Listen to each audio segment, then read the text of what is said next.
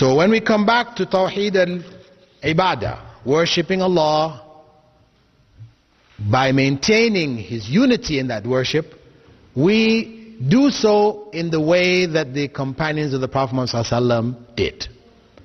We do not invent or introduce new ways of worship. As some people, for example, they want to celebrate the birthday of the Prophet Muhammad ﷺ.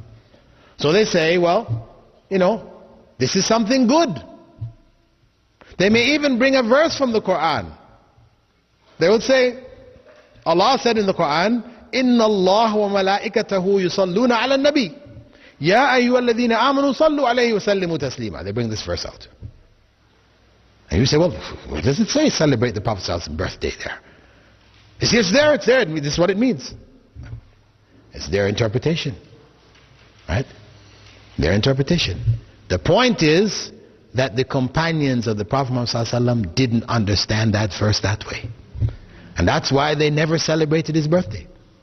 And he himself didn't understand that verse that way, and he didn't celebrate his birthday. And the early generations didn't celebrate his birthday. It wasn't until some 400 years after the time of Prophet Muhammad that his birthday began to be celebrated in Egypt in the Fatimid Shiite rule.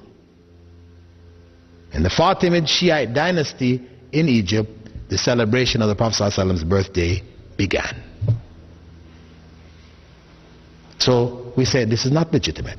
Some people say, well, okay, leave that aside. Just the idea of celebrating his birthday, what are we doing in the celebration? We're only remembering Rasulullah ﷺ. We're asking Allah to bless him. These are all good things. We remember his seerah, his life, and all this. These are all good things. You say this is not good in Islam? Yes, these things are good things.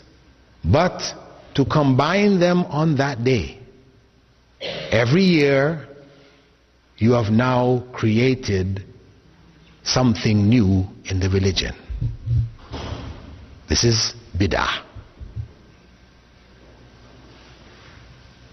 Similarly, we could ask, if somebody suggested to you, you have to understand bid'ah, sometimes it involves something completely new, like the idea of the birthday celebration, because we don't really have any precedents for it at all in Islam.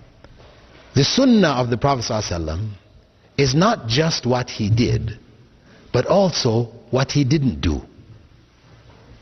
You have Sunnah fi'liya, the Sunnah of actions which he did, and Sunnah tarkiya, or Sunnah of actions which he didn't do, which are religion, dealing with the religion. Of course, there are many things he didn't do which he didn't like personally. We're not talking about those. We're talking about things connected with the religion.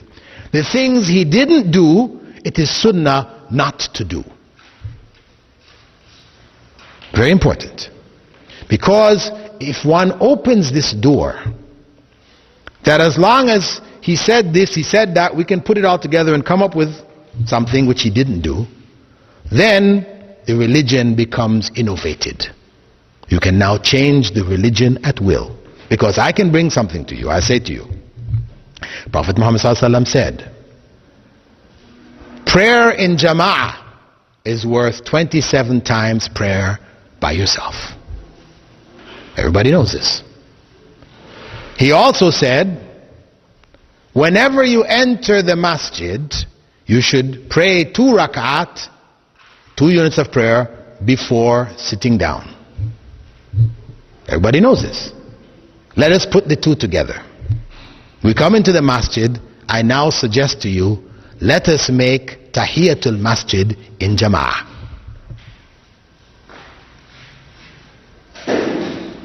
If I suggest that, what do people say? He said, no, you can't do that.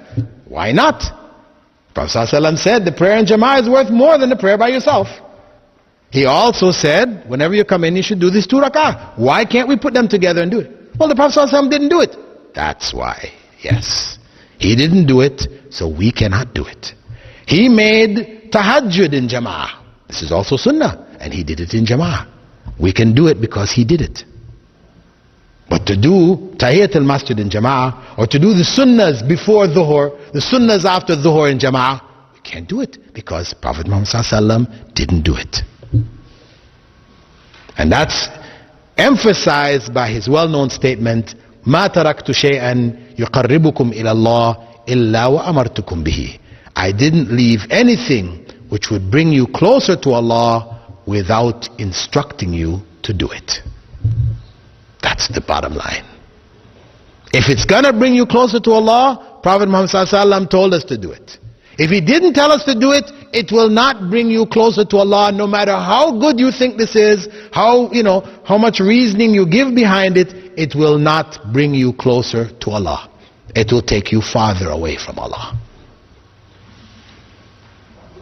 This is the basic principle based on the statement of the Prophet Muhammad ﷺ, Man ahdatha fi amrina ma laysa minhu fahuwa rad. Whoever introduces anything new in this religion of ours, not approved by Allah and by the Messenger of Allah, it is rejected.